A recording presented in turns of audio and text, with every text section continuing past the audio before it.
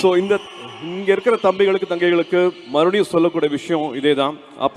அப்பா ஸ்டேஜில் சொன்ன விஷயந்தான்.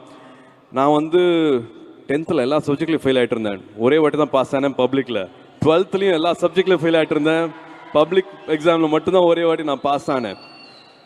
Life is again beautiful. வாழ்க்கையை நம்புங்க. வாழ்க்கையில் நிறைய அழகான விஷயங்கள் நடக்கும். ஆப்பர்ச்சுனிட்டி வரும்போது வந்து அதை விட்டுறாதீங்க.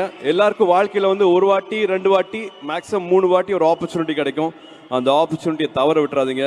கார்த்திக் கூட ஒரு எக்ஸாம்பிள் சொல்லுவேன். ஐடியில் இருந்தார், எல்லாத்தையும் விட்டுட்டு ஜம்ப் பண்ணார். இப்போ அவருக்கு வேற ஒரு ப்ரொஃபஷன் அமைஞ்சு கிடச்சிருக்கு.